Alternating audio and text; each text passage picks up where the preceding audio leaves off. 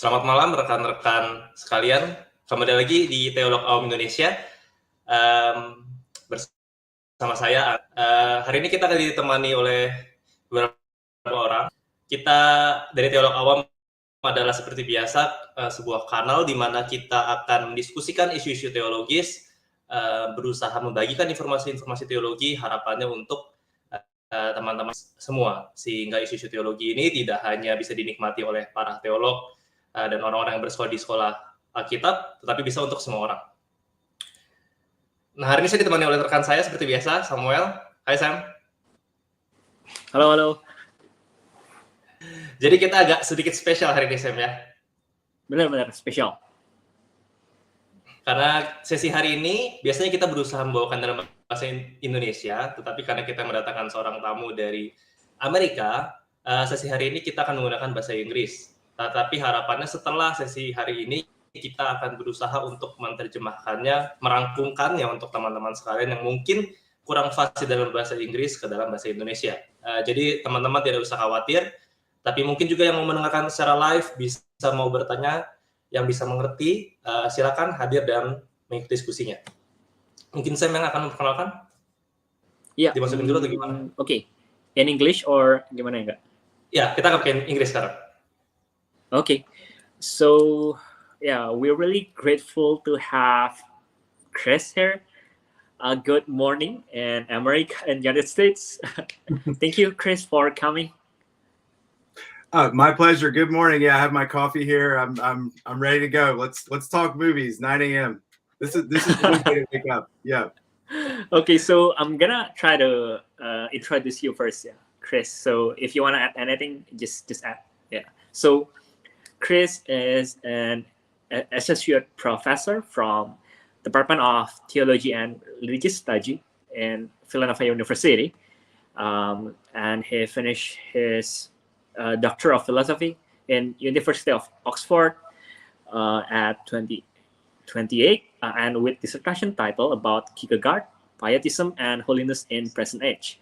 And also his teaching expertise and research interest is in historical theology, Christian spirituality, religion and modernity, theology and the arts, philosophy of religion, systematic theology and biblical studies. And we also we already put the link of Chris' blogs and also his writings on sources and religion. So it's open access, so you guys could just look at the link that we put there in the description of the video. So check it out. You may want to check it out, especially if you're a big fan of sources and Terrence Malick. So yeah, just check it out. So I guess that's what I could say about you. Chris, you want to add something? I mean, yeah, not really. I mean, that sort of does it, right? I mean, I've got, I've sort of been all over with academia the last, 10 to 15 years. It's been quite a journey. I've got four kids in my house right now. So if somebody breaks down the door, just, forgive me in advance. But no, I think those hit on a lot of, obviously those are very wide ranging things, right? Historical theology and philosophy of religion. And, maybe particulars will come out more as we talk, but yeah, that's a good introduction. Thank you. Okay, nice. Thank you, Chris. So without any further ado, can we start to ask you the questions? Absolutely. Okay, sure. Chris, first thing first, what we usually ask to our guests, which is about theology. So we always ask these questions. What is theology for you? And how could you have your interest in theology? And moreover, how could you decide to study and teaching theology professionally? So the first part of your question, there was a little bit of a blur, but I think I got the gist of it. So I'm going to answer like this, and then you can rephrase it if you need to. But as far, I think, so I grew up, and I live in the Northeast now, right? But I grew up in Alabama, which is in the Southeast of the U.S. Growing up in the Southeast is a sort of, religious questions, church attendance, these things are all kind of assumed a lot of times. And so I think I grew up very much in an environment in which theology was part of regular discourse. It wasn't a surprising thing to hear people have opinions about the Bible or God or whatever. And so you develop a natural kind of curiosity, maybe an interest in kind of situating yourself, on some kind of spectrum, right, on various issues pertaining to theological questions. I would say I got more serious about it really in college, probably in undergraduate school, when I started thinking a little bit more deeply, about literature, art, and film. Honestly, it was sort of my intro into theology. I realized that I had a proclivity for certain novels, certain musicians, and so on that raised the kind of big questions about life. You might say kind of existentialistic themes. And once I started poking around and sort of the sources of those figures, that led me on a track where I wanted to sort of study philosophy and theology on a more deep level. And I started doing, master's work and so on, which eventually led me to Oxford, where, I specialized in Kierkegaard in particular, and kind of a general interest in Christian spirituality, mysticism. And I think in terms of, a kind of trajectory, I think this is kind of how I approach a lot of my undergraduate classes at Villanova. I think any sort of good theology is going to start from a kind of existential base, right? Questions about meaning, purpose, the role of God in a modern and an increasingly secularized world. It seems like these are the kind of fundamental questions that will push one towards studying the Bible or a particular theologian more deeply. So I'd say that's generally how I got going down this track. Now, I don't know if I left something out. Please let me know. Yeah, nice. I think that's what I experienced also, and it starts from existential questions, right? And that's why I took philosophy in university, like does God really exist and stuff like that.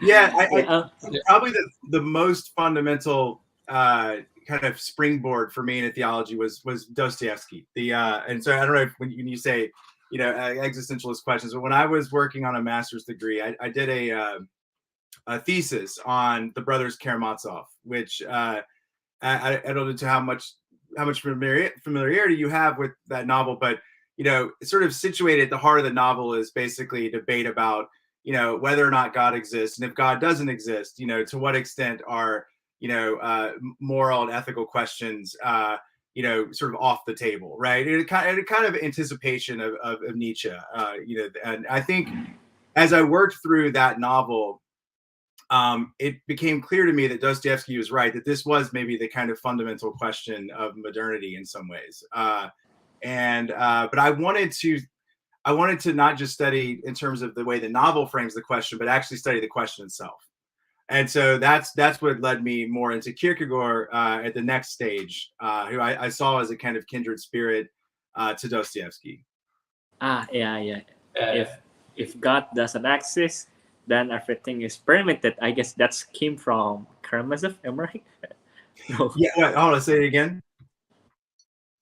Oh, if God does not exist, then everything is permitted. Is that came from Karamazov? Yes. If God doesn't exist, then everything is permitted. Right. It is sort of a running theme, right, in the novel. I mean, different characters sort of say this, right? And a lot of Dostoevsky's letters and kind of journals from the era in which he was writing the brothers Karamazov sort of indicate that he felt like this question just had to be answered. And I think if you've ever read Demons, there's passages in Demons that kind of also deal with sort of the problem of atheism and what it means for human existence, for meaning and purpose, and so on. As a kind of side note, as a kind of a springboard and maybe into the theology and film piece, I was recently discussing the film Taxi Driver with my students, which itself is a kind of rewriting of Dostoevsky's Notes from Underground, right? And you can see a lot of those same questions in Scorsese's Taxi Driver, kind of percolating up, right? Where there's sort of what is permitted to the individual in a society that seems increasingly turned away from any kind of higher purpose or meaning. Yeah, I love that Taxi Driver. Anyways, okay, one more questions, Chris. So, what theology is for you? I think I would probably have answered this question differently 10 years ago, right? So, I think that it's been a very tumultuous decade, right? I think obviously, and I would say when I first started like serious theological work, for me it was really about gaining clarity about the sort of classical Christian doctrine, right? I mean, obviously, as I said, there were these kind of imminent sort of human concerns that led me to these questions, but I really wasn't sure. It's, let's say, 15 years ago or so, I wasn't really sure where I stood on various sort of principles of Christian theology, and I know those better. Questions like nature and grace, for example, these sorts of things. And I think, though, over the last 10 years, and probably especially since the COVID-19 pandemic, I think I now see theology as I sort of see it as a lifeline, maybe, in a world that seems increasingly politicized and alienated from, again, like we've already said, these sort of questions of meaning and purpose that seemingly are being, kind of politicized and pushed to extremes on the political spectrum, where it's not really about these kind of fundamental human concerns anymore, but rather about kind of, I don't know, mapping oneself onto a kind of, I don't know, a Twitter profile or something, And so I find theology to be, again, this expansive discourse that allows me to kind of step out of that sort of hyper politicized world. And I realize, of course, that that's somewhat debatable, and people who operate from the sort of standpoint of political theology might want to press me on that point. But I find myself needing to have just some kind of possibility of transcendence. And I think a lot of what I'm doing now is kind of exploring the kind of everyday world, the familiar world in which I sort of, find myself regularly, whether it's movies or sports or things like that, and trying to sort of see how those connect to kind of, possibilities of transcendence. And of course, and I use Kierkegaard's understanding of the self quite a bit to kind of navigate this. So I probably have become, maybe in a sense, more philosophical over the last 2 years, and maybe somewhat less theological. But again, some of that's semantics and how you frame those words as well. So is it, if I try to rephrase it into a simpler, like trying to reduce it easily, like theology for you is the way, like how you, like a chart, maybe a map to see the world, how you navigate in the world, to see the possibility of transcendence, to give meaning in life and everyday daily lives, daily events, something like that. Yeah, I think that's right. And of course, I'm speaking for myself. I mean, traditionally, right? I mean, if you go back to Aquinas' Theologica, right? Theology of God, right? And I think that in one sense that definition still holds, right? I mean, I think I teach a class at Villanova called God, Spirituality, and Technology, and I remember a few years ago when I submitted the syllabus to one of our administrators. They said, "Oh wow, a theology class with the word God in it." Imagine that, and I remember thinking, like, oh, I was kind of happy to hear that. Anyway, I was like, all right, well, I don't want to foreclose on the question of God, and I still think that theology ultimately has to. I agree with Thomas Aquinas that theology ultimately has to do with God in some way, right? But I think for me, especially again, as I've always been very interested in modernity and sort of the modern problem, right? And I think if we're honest about the kind of current climate in which we're doing theology, there's a sense in which we can't pretend that theology now is a kind of determinative discourse in our culture. Now, I don't know how you all see it in Indonesia, but I'm speaking from the perspective of an American. Whereas I think theology has been, again, pushed to the margins. It's kind of an adjunct oftentimes to political concerns and so on. And I increasingly feel like if you start with the science of God, right, and you start talking about theology in those terms without any kind of qualification or any attempt to contextualize that discussion, you're going to wind up, I think, either alienating people or getting people to be disinterested in some way. So I think it's good to make sure that the existential sort of imminent concerns of human beings in general are taken into account or used as a springboard into thinking about God. So you simplified it, Anga, and then I complexified it again. But that's yeah. we really agree with it, yeah, Anga. Yeah, We're cool with it. Yeah.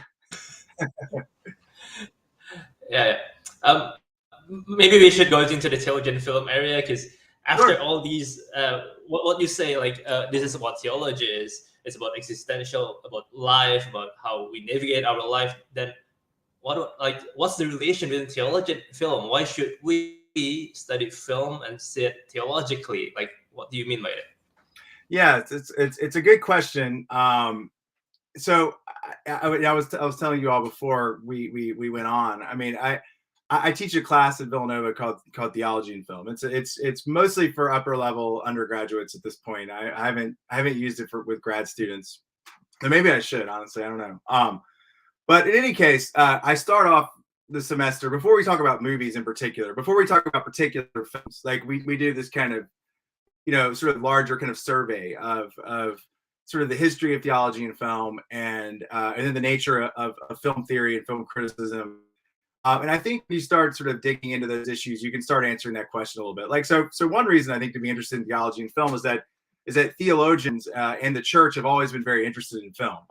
So I mean, the first, the kind of precursor to what we would consider like a film projector was actually developed by Jesuits, right, in the 17th century. So the so-called magic lantern. Athanasius Kircher was a Jesuit sort of inventor and polymath who came up with this device that projected images onto a wall that could be moved and distorted and so on. And the idea that he had was that this would be a simpler way to teach people about God and about religion. As these projectors became more and more sophisticated, they were often used to either I guess you might say, teach people about sort of holy things, or in the case of certain kind of shows that were cropping up in Paris and London in the 18th and 19th centuries, they would be designed to scare people, right? To entertain, but also to kind of titillate, sort of surprise, shock, right? There were ghosts and things on the walls, and so there's always been this kind of tension, right, with like imagery. I mean, this goes back to religious discourse in general, right? I mean, if you go back to debates about icons in Christianity, which I know there are debates that occur also in other religious contexts, the sort of role and status of imagery in religion is a real big deal. And so by the time that Edison and then the Lumieres, right, and people like Georges Méliès are developing the first films, right? This is like early 20th century.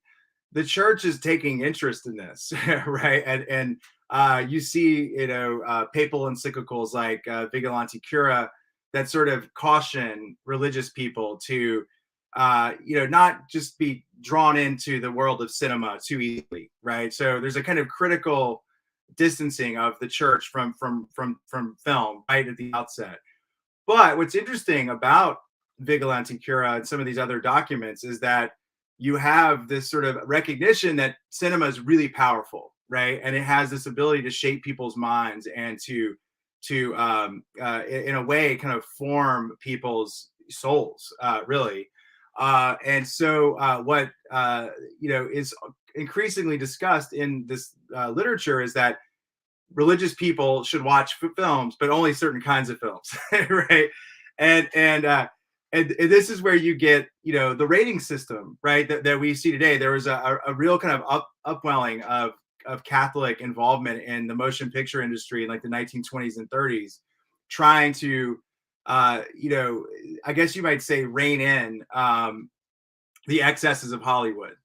But over time, this attempt by Catholic authorities to kind of suppress the content of modern cinema was met with disdain, right? I mean, people felt like it was censorship, which it kind of was, right? I mean, there are all kinds of strange rules, like you couldn't show a married couple in bed together on a film, right? This is these kind of things. So I don't even think you could show like kissing or things like that. Again, there's a whole list of do's and don'ts, and I'd have to go back and check them. But there were lots of rules. Some of them today, by today's standards, seem almost absurd, right? You can't portray a clergy person in a negative light, that sort of thing.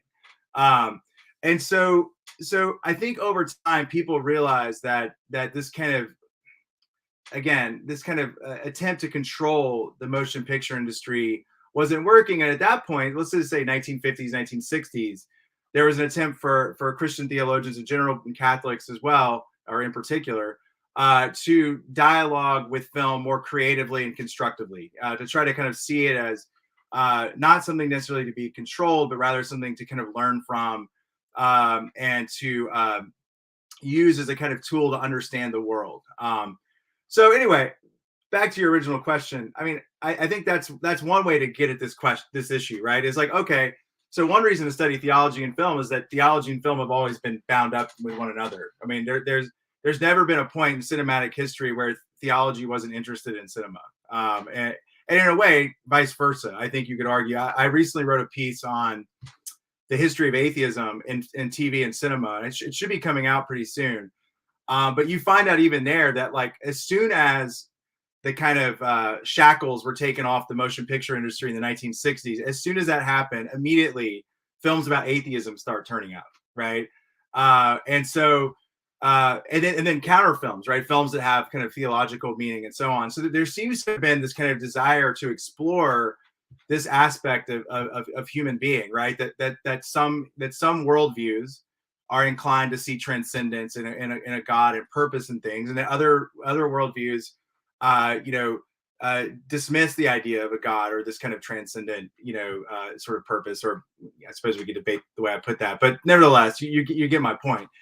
And so film itself has always been interested in theology. I mean, just scroll through your Netflix, library, and there's some films or HBO Max or whatever, right? I mean, some films really push the envelope regarding, kind of secularized version of the world. There is no God, there is no purpose. Other shows tend to sort of, conjure up, a kind of sense of sacredness and so on in the world. And so I think we're now in a sort of situation where there's kind of a menu, if you will, of options, right? Where theology is both dismissed or I should say it's either dismissed or it's embraced by film, but either way, it's part of the culture of film. So I think, that's one way to look at it.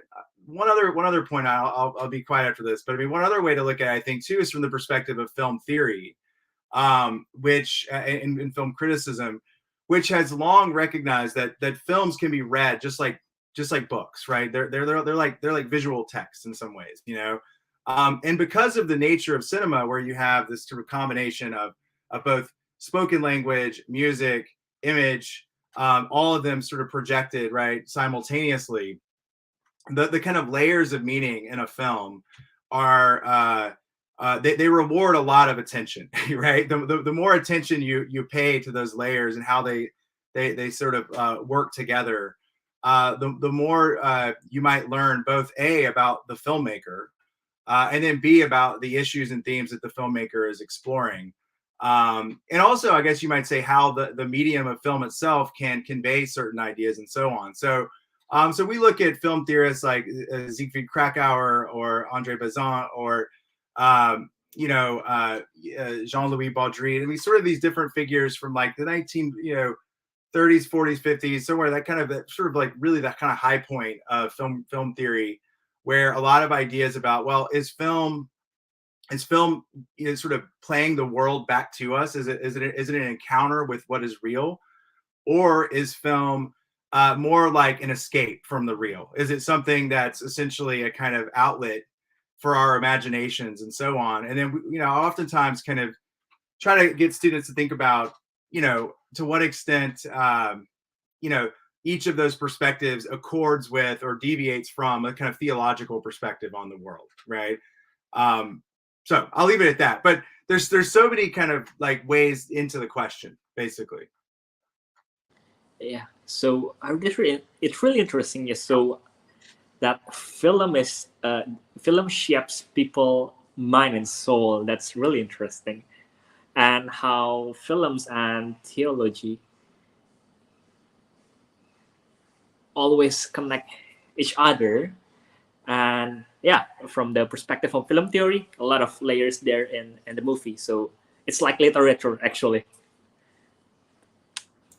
Yeah, no, it really is. I don't know. You cut out, I mean, the very last second, Samuel, but yeah, it's quite, the literature is pretty interesting on this. And I think it's growing too. I mean, this is a growing field, religion and film. And you can see there's journals are now springing up around this study.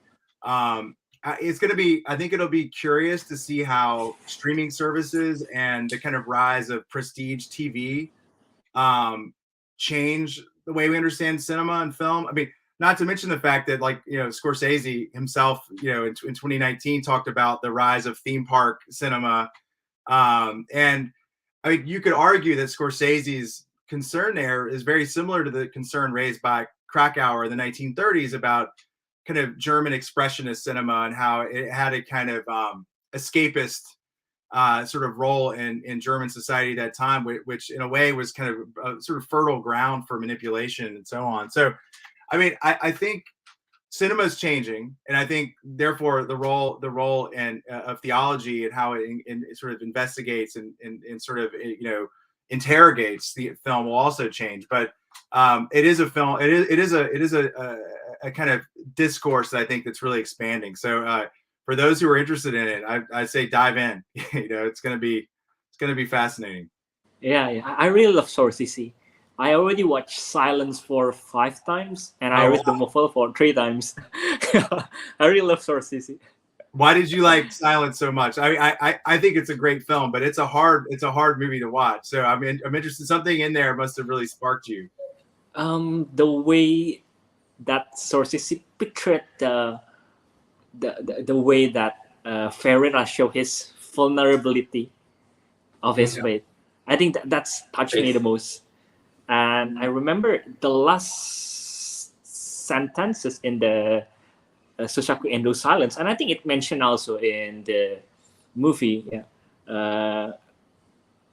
Ferreira may betray the church, but he still loves his God, but in another way. I think that's really touched me.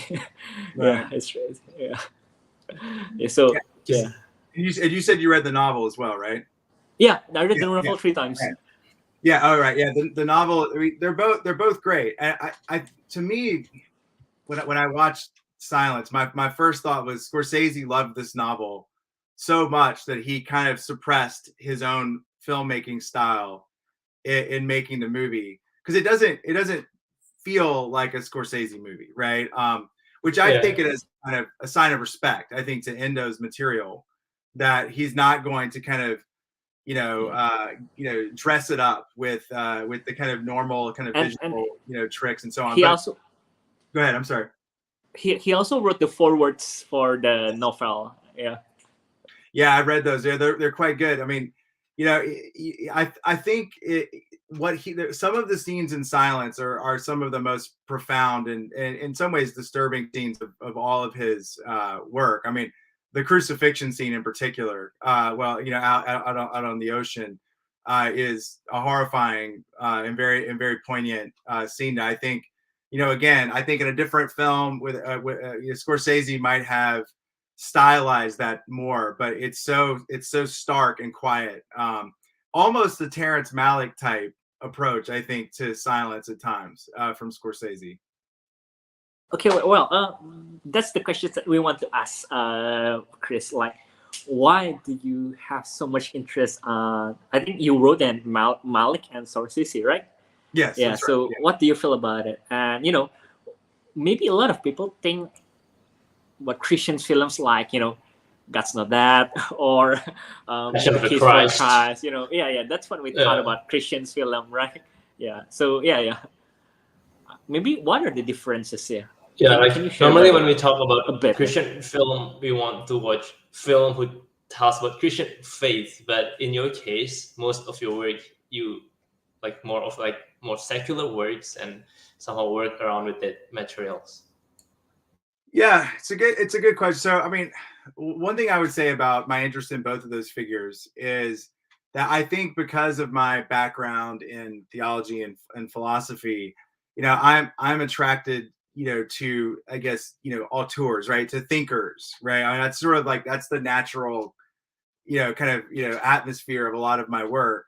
And so I think that I have gravitated towards what film theorists call auteur theory, which is this kind of idea that directors craft a kind of, body of work, kind of corpus, right, that sort of conveys, their sort of particular understanding of the world, in various ways, that you're sort of forming a kind of like larger text, of ideas and sort of imagery that reflect a kind of perspective on life and so on. And I think for that reason, I have gravitated towards these two filmmakers who, have clear, kind of really, I think, distinguishable kind of oeuvres, right? They have these kind of obvious, sort of, bodies of work, and big, really strong perspectives in those bodies of work. Both of them, I think, too, were influenced deeply by existentialism. Malek, unquestionably so, right? I mean, I don't know how much of your audience knows this, but Malek, was initially an academic. He had gone to Harvard. He studied with Stanley Cavell. He was working on a dissertation at Oxford on, I think, Wittgenstein in particular, but also Heidegger and Kierkegaard. I think Malek, wanted to become a kind of specialist in Heidegger studies. He translated, Heidegger's On the Essence of Reason, and sort of had this kind of, call towards the sort of life of the mind, you might say. But then he had this falling out with his doctoral supervisor, and those are never good, right? So he he then gravitates towards the arts and filmmaking, and the sort of rest is history. But in Malek's case, it's pretty clear when you watch movies like The Thin Red Line that he's quite clearly drawing on Heideggerian themes, about questions about the meaning of being and so on in his work. And then more recently, I would argue, I've not written on this yet, but I've made the argument to a handful of friends that I think Malek is in a Kierkegaard phase right now, where you see long passages of A Hidden Life, which I don't know if you all saw that yet. But Malek's most recent film, A Hidden Life, has long passages. A great one. I watched it. You have, yeah. It's very good. And there's long passages like almost copied from Kierkegaard. So I don't know if you remember the scene in the church where Jägerstätter is with this painter, and the painter is talking about the difference between the artistic depiction of Christ and actually following Christ. And that's straight from Practice in Christianity, by Kierkegaard. You also have passages in the Tree of Life that are obviously borrowed from Kierkegaard as well. I think the movie Knight of Cups is a kind of investigation of Kierkegaard's concept of the aesthetic, that he works out in Either Or. So anyway, I mean, with Malek, he wears his influences on his sleeve, I think you could say. Even as he himself has created, I think, this very distinctive body of work that's known for its beautiful visual imagery and its voiceover, and there's just a lot of ways to sort of dig into Malek, I think, to make him accessible to a kind of crowd that's already interested in theology and philosophy. So I think my interest in Malek was very much born out of my academic interest. Now with Scorsese, I think it's different for me, because I mean, like many Americans, I think, I grew up watching Martin Scorsese movies and just liked them. I just thought, oh, those are cool. Maybe not Taxi Driver or Raging Bull, but certainly, and when I was kind of growing up, coming of age, I mean, I remember seeing Cape Fear, Scorsese's remake of Cape Fear, and found it to be fascinating. Goodfellas, obviously. Casino, The Departed, Gangs of New York. I think I got out of chronology there, but basically that kind of window, right, was my introduction to Scorsese when I was, a younger person, and sort of, just sort of getting, my feet wet when it came to what I liked in terms of movies. And Scorsese was one of the first directors that I really gravitated towards.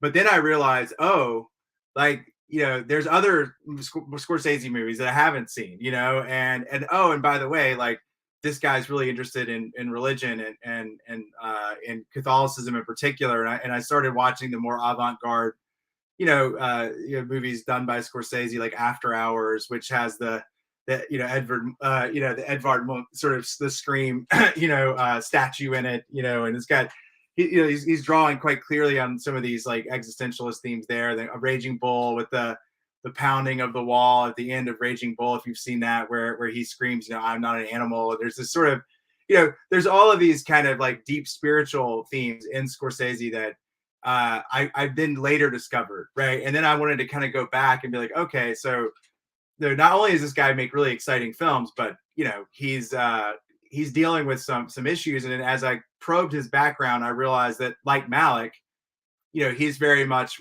wearing his sort of sources on his sleeve, if you will. And I felt like it made for good fodder to get into a little bit. Oh, that's really interesting. But I read your recent articles at your website, and there's this one particular article that's really interesting for me, that you discussed about this nowadays the YouTube cultures. Maybe I think we can relate it to YouTube, Instagram, and TikTok. How you say nowadays people the younger generation don't really watch movies, especially movies that last for 2 hours, 2.5 hours, 3 hours, but they prefer to YouTube videos for 15 minutes, or even TikTok and Instagram feeds for 30 seconds, 1 minute. And there are a lot of information clips without any storyline. But you didn't really give any response on that particular, I think, on the writing. You just described the case. But how would you think about that, like shaping us in the future? How would it affect the way you teach, and how would you view things will go? Because this is the era, right? The post-modern era, and it seems even I think some film are behaving differently. There are more post-modern kind of movies, right, that have no clear storyline, have no clear conclusion in the storyline. Yeah, so that piece was kind of written. I mean, and I dabble with this blog stuff, and then I put it aside for a while. Excuse me. And we'll see if I can stick to it. Hey, sometimes I write a blog entry and I'm like, why didn't I do that as an article for somewhere? Like, what am I? But anyway, but no, I really wanted that piece came out of a genuine sense of concern that I have. And maybe that's the best indicator of why it fits well with a blog, because it wasn't just kind of a passing sort of intellectual interest, but it was rather something that I've just noticed. I've been teaching at Villanova since 2012, and every year it seems harder and harder to find students that have watched a great movie. Again, I'm talking about the classics, right? I mean, like The Godfather. I mean, I could ask 30 students who's seen The Godfather, and I might get like 3 or 4 people to raise their hands. Yeah, right. But so there's one. We have like, but to get a lot of students to raise their hands, it's not easy. I've noticed this too a little bit with my own kids. I mean, they're kind of on a spectrum. Like, some of my kids can watch longer movies and so on, but some of them just don't. Sitting down and watch a 2-hour movie just doesn't. It just sounds like a chore. Like, oh, I gotta sit here. It's like, we got to have all this build up and this long story. I mean, what's the point? And they do prefer, the kind of hits, you might say, on YouTube, the kind of quick hit. It's like, all right, show me the best clip of the movie, or forget that. Let's just watch somebody like do something weird, like, I don't know, like walk on their hands or something. Or there's like there seems to be a kind of dismissal of like story, and I think stories have inherent purpose and meaning, right? A lot of times they, just the way a story is structured, it's meant to convey kind of a moral in some sense. It's very hard. I mean, you're right, Anga, that there are kind of postmodern stories that tend to maybe, I don't know, defer a kind of final meaning, but even those, maybe you might say the meaning is that there is no final meaning, and that there is a kind of, you're entering into a kind of space. I mean, I don't know if you all have braved the world of Euphoria yet, which is this show on HBO Max, but it's very much like the ultimate kind of postmodern story, I think. But then that's the story, right? I mean, but getting young people to sit down and watch a movie is not that easy anymore. And I don't know that they can help it. I mean, I think this is the other thing. I don't really see this as a moral failing. I see it as a kind of cultural, kind of systemic issue, because if you've been raised on Instagram and TikTok, and it's just hard to have the kind of cultivated attention span that movies require, especially good movies. Like, I mean, and I'm going to show my class this semester The Irishman, right, which is like almost 4 hours long. Yeah, it's like, yeah, and I know they're going to be dying, right? Because but that's good. I mean, it's good for them. It's good to hurt a little bit. It's like, to sort of sit there and kind of attend to what's being shown. And I think the real irony of all this is that when I first developed this course, Theology and Film, I think it was very much seen as a kind of, maybe a kind of pandering, right, to the modern student. Because I mean, reading, City of God by Augustine, or a Kant's Critique or something. These students don't want to do that, so you're going to show them movies. Well, I mean, there's probably some degree in which that's true and fair, right? That it is a kind of outreach way of getting at theology. But I'm not sure that it's pandering anymore. I think actually having a student watch something like Taxi Driver or something it's a very hard thing to ask of them, which itself is telling, and I think very worrisome, right? The internet is having such a profound, impact on the way we interact with long form art, novels, epic poetry, walking through a museum or something, taking in a wing of a museum or something in New York. I mean, I think for a lot of young people today, they just can't imagine even doing that. It's just, it's too hard. I mean, it's too easy to just pick up the phone, right? So I want to encourage people to not give up their movie watching. I think it's actually a good habit to get into. But again, believe it or not, I think 30 years ago that would have seemed like a very questionable sort of opinion by a lot of people. But I think nowadays it might be pretty relevant. So I don't know if I answered your question, but it's an interesting topic. It's very interesting because I get what you mean, because I felt like the more I ponder with my phone, it used to be so easy to watch 2 hours movie, but quite like nowadays, sometimes when I want to watch movies, I would scroll through Netflix and look for something a bit shorter, or sometimes I just can't sit still and I just want it to go faster, a bit faster. You want to play it 2 times 1.5 speed, something like that. Yeah, and that's what happened to my students also. So I teach in high school. I try to show them, maybe it's my fault, yeah. I show them Malek's Tree of Life, and then they got, oh, what is this? Yeah, maybe that's my fault. That's a hard one. That's really like throwing him into the deep end of the pool, But you're right. Yeah, maybe that's my questions. Our question. So, do you have any suggestions for those who start to watch any movies that you think that's good and maybe theologically rich? And maybe if to add to that, the problem I think sometimes what movie, for you, maybe for Sam and maybe for me, when we watch movies, we can actually kind of interpret it, because film is like a book, you need to interpret it. But how about people who don't really know anything and they watch a meaningful movie, but they don't get it, like just an entertainment? Right. Well, it's funny that you asked that question, because that my midterm paper for my class is using film theory and theology, answer this question: is film just entertainment? And so I think it's a relevant question, right? I mean, I think we have this culture of binge watching, right, which is again kind of a paradox. I mean, I think people see Netflix maybe as background material, right?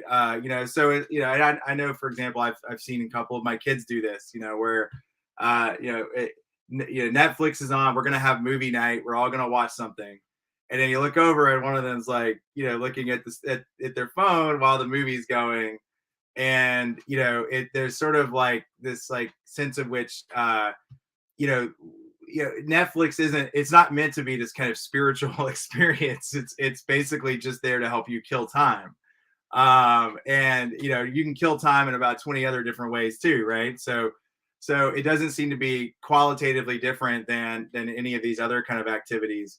So yeah, how do you convince people that it is different? I don't know that it has to be different, right? I mean, just like somebody can walk into a church or see a beautiful ocean view or something and be unmoved. I mean, I think somebody could also watch a Malek movie and say this is crap and I'm not interested in it or whatever.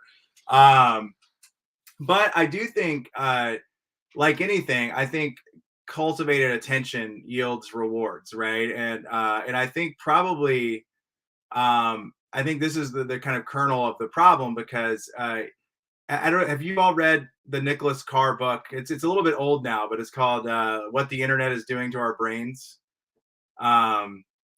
It's worth looking through. I mean, I think it probably needs a second edition at this point, because so much has happened since it came out. But I mean, for example, like the COVID sort of move to a Zoom culture and so on. But what Carr wants to argue is that digital technology, like print media, is gonna shape literally the way our minds work and function, right? That he ascribes this to what neurologists call neuroplasticity, right? So this is good. This goes back to what I was saying a minute ago, like about and tying it into the film as entertainment question. I mean, if you've been habituated to think of film as just background noise or just like something to kind of do in an idle moment, then you're probably going to have a hard time breaking that habit, right? And I think that looking at movies as something more than just entertainment requires, I think, a kind of attention to, again, the way that movies are made, the ideas that go into movies. Learning how to read a film, I think, is useful, and can help sort of, I guess, sort of stir people's, I guess, like, sort of focus or bring it or sharpen it in some way. I had a student recently did a presentation on Scorsese's Mean Streets, and he centered on the kind of use of red by Scorsese in the film to sort of depict temptation or hellfire, and it was quite interesting. And I wondered if students were kind of like, oh wow, so when they walk into that bar and there's a kind of red glow, wow, that was an intentional, sort of indication, by the filmmaker to convey a theological point. But I don't think you just come at that naturally. And so I think getting people to escape the kind of film as entertainment sort of, conundrum, I think, is basically about asking them to reorient their attention. And it's not easy to do. So, it's an uphill battle, I think. It's an uphill battle. Yeah. Thank you. Yeah, because I think that's a really issue for many. Even sometimes for us, like, when you're tired and just want to kill time, put on a movie. And we have questions from our audience that I find it interesting. Maybe you could give some response. Sure. This is from our friend Nindyo. He studied in Fordham. So thank you, Chris. A question: what contribution does films bring to theology? Can films help change the doctrine of the church? It can help refine individual beliefs, but can it to the church? That's interesting. It is interesting. I don't have like a clear answer on this, but I think I have a few kind of impressions, maybe. I mean, first of all, obviously, with something like this, it's like, well, which church are we talking about, right? I mean, I think, I think, the Vatican, for example, has always had its kind of, and you can Google this for those who are interested. I mean, the Vatican's always had its kind of like preferred films list, films that I forgot exactly the name of the list, but it has a kind of index of films that the Vatican has found, spiritually significant or theologically significant over the years. And so the Catholic Church has taken the time to kind of endorse certain films, some of which are quite good. You could do a lot worse than start with the Vatican's list, I would say. But would Catholic doctrine ever be impacted by film? I mean, in and of itself, I would think probably not. I mean, that might, but a particularly I guess controversial film like Scorsese's Last Temptation of Christ might encourage reflection on Catholic teaching, or on the purpose of Catholic teaching in its relationship to culture. I mean, I think for Protestantism is obviously more individualized in some ways, and you see less debates about dogma in most Protestant denominations. But I think what film probably does is it can provide again this kind of existential backdrop, I think, to a lot of theological questions. I would think most churches worth their salt are not going to just sort of be like, well, there's a movie, it says this, let's change our doctrine now. But I do think that they might take the concerns expressed in film and sort of either try to derive, like, again, some kind of sort of enriching spiritual sort of life, if you will, from the film, or they might use the film as a springboard for a discussion about doctrine in some way. Thank you. That's a great question. And he has a follow-up second question. So what's the prophetic role of theology in the Hollywoodization of movies, especially in how films is shaping global capitalism? How can theology say no to the economic impacts of film? So, yeah, that's an interesting question too. So how can theology say no to the academic? So I this is hard because obviously I can't have a sort of one-on-one here, but the economic impacts of film, I would be curious to know what that means exactly. Are we talking about like the fact that a film shoots in a certain area? Like I know one of the issues in the US, right, is that filming in certain cities has become really expensive, and I think sometimes production crews, or at least pre-pandemic, production crews were sent to Canada to film movies that were set in Chicago or something, and so there's an impact like that, which I guess could hurt workers and so on. I somehow get the feeling that's not really what the question is asking, though. I mean, I think that the Hollywoodization of movies. I mean, if I take again, I know this is a bit of an extrapolation from the question. I'm not sure I'm really addressing it, but I think I would say something like this. So let's look at Scorsese's concern about theme park cinema, right? I mean, I think Scorsese's concern there really is basically that cinema not become pure escapism. This is what I would take to be something like Hollywoodization, right? I mean, the kind of Hollywood model of a successful film is like, does it make a lot of money? And if it makes a lot of money, then it kind of fits in with this kind of economic system that justifies the existence of film as a form of profit and as a form of entertainment.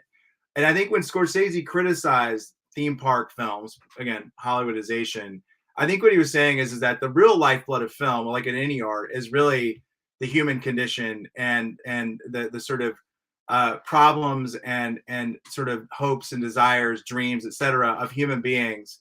And that if film divorces itself from the human condition in some way, that it's doing a very poor job of being a significant art form. It's not living up to its potential. And I think theology, maybe in that regard, does have something to say about that, right? About the nature of art, about the purpose of art. And if art is simply, a means of profit making, then it's not living up to its full potential as a human endeavor. And so I think that's something that theology can try to remind filmmakers of. I think that's what Scorsese was doing. I mean, Scorsese didn't say, I'm saying this as a Catholic, or I'm saying this as somebody who's interested in God. But I think that was a subtext, right, to what he was saying, was that that films that don't raise the big questions, and that put profit before substance are ultimately inadequate, I think, from the perspective of what the medium promises. Thank you. Yeah. Thank you. So because first and foremost, film itself is a medium to reflect on human condition. So once it forgets this and put profit as its main aim, then it loses its substance as film in the end. It's no longer film in its original sense, we could say. Right. And So again, you can even argue this historically, right? I mean, like I said, going back to the sort of first movements of film were essentially educational. and of course we didn't have the technology then as we do now to be escapist, right? But we've now developed technology in such a way that we could just kind of, it's like that movie WALL-E, right? The Pixar movie where, all the people are like floating in space watching TV, just like drinking soda. I think that's film at its worst, right? That's what film could be if divorced from its ultimate purpose. Yeah. So we have one final question from the audience, if you don't mind. It's from Keisha Rathi. I've heard opinions like superhero themes where the main character, the hero, disguises as a layman or doing things like incarnation before glory is derived for accent values. What's your opinion? Yeah, I mean, I think of a lot of so I used to keep a blog called Theology and Movies, which again is another one of my sort of blog projects that I start and then I leave it alone for a while. But I did a review of this Superman versus Batman. I forgot exactly the title, where I kind of sort of argue that that this is essentially a kind of it's not a good movie, right? It's actually kind of a bad movie, truthfully, I thought. But at the same time, it does kind of contain this kind of rich debate about sort of like the human being that wants to be sort of its own savior, Batman in that movie, versus the kind of divine savior represented by Superman or something. And like there's tension between like wanting to be independent from God in some sense versus relying on God in another sense, right? I think, and then you look at a film trilogy like Christopher Nolan's, the Dark Knight series. I think quite clearly Nolan is borrowing from sort of Christological motifs and themes there, suggesting, right, that when Batman, I mean, if I understand your question correctly, I mean you figure like Batman is a kind of reflection of Christian values, right? That when Batman's willing to be alienated and persecuted by society in order to save people. And so it's actually a very interesting kind of different reading of Batman than you get in the kind of Zack Snyder, sort of, a big entertainment version. I prefer Nolan's version much more. I think they're really good. Those are the best. I tell my kids all the time, I'm like, all these other superhero movies are terrible compared to the Nolan trilogy, I think. But yeah, so I think a lot of superhero movies, because they deal with saviors, right? Because they deal with somebody of sort of preternatural or supernatural power, delivering people from danger and peril. I think they're very easily read as kind of redescriptions of Christian themes and so on. But I think seeing that there's a spectrum, right, between those that do that very well and do it very thought-provokingly and those that do it in kind of poor way.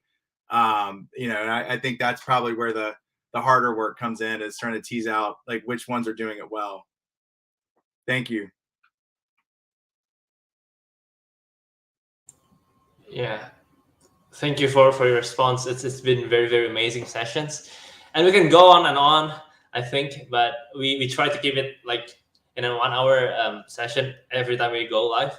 So maybe for the last before we close, do you have any any recommendations of movies that we can watch that you think is good for us, reflectively and everything? Yeah, sure. Yeah. So, I keep laughing about my little. So I just started a Substack, and it's actually linked to Samuel. Also, it's linked to my Twitter profile, and I'll probably be talking about movies and things on there a good bit. I think I need to kind of catch up on this year's Oscar stuff, right? And see the kind of the sort of bigger films that have been released this year. I know that Terrence Malick's The Way of the Wind, which is his basically his Jesus movie, might come out in May for Cannes, and so I'm very interested to see that. Needless to say, not just because I like Malick, but just because it feels like his whole career has been kind of, sort of moving towards doing a kind of life of Christ film. And my essay in the book on the book I did on Terrence Malick talks about the importance of wind in his movies, and how the wind is this kind of rich kind of connotation in the Bible and in theology, and so a spirit, in other words. And so I think the fact that Malick is calling it The Way of the Wind and so on is pretty interesting, and I look forward to seeing how all that plays out. And then Scorsese's got a movie coming out in 2022 as well, right? Which is going to be the movie he filmed during the pandemic. Actually, I think it was a kind of a challenging shootout in Oklahoma. I think it's about a murder that takes place on I think maybe a Cherokee reservation. I have to go back and check on that, but it was supposedly a very powerful kind of story. I look forward to seeing both of those movies. Needless to say, I've got the TV shows that I like right now, the kind of prestige TV stuff that I think are pretty thought provoking. I actually find Yellowstone to be more thought provoking than probably a lot of people would admit. But I think it has a lot to. I think the show has a lot to do as it's evolved with the tension between I guess you might say a kind of raw sort of connection to the land and to earth versus a kind of globalist sort of tourist economy, right? And it started out as this kind of like cowboy culture kind of thing, but I think it's really evolved into something a little bit more interesting, which is to what extent the American West should be colonized by global tourist trade, right? And to what extent should it be preserved as a kind of way of life and so on. So that's another show that I've been pretty into, and I've enjoyed. I look forward to another season of that. So I could go on and on. I'll probably keep bringing this stuff up on my Substack, as so please subscribe, and I'll keep adding to the list. Sure, cool. Okay, thank you for coming, Chris. It's been an amazing talk. I think we can go on, but because of time, so maybe I hope it's not the last time we have you here. Maybe we can also talk about something else next time, Sure. if you don't mind. Yeah, sure. So I think, thank you. yeah. So I think that's for today. Thank you so much for your time, and also thank you for the audience that's been staying. And we will try to summarize this and translate it to Indonesian for most of you, for some of you that may be having difficulties in understanding English. So that's all for today. Goodbye. Great. Thank you. I appreciate it. Take care. I'm going to go get more coffee.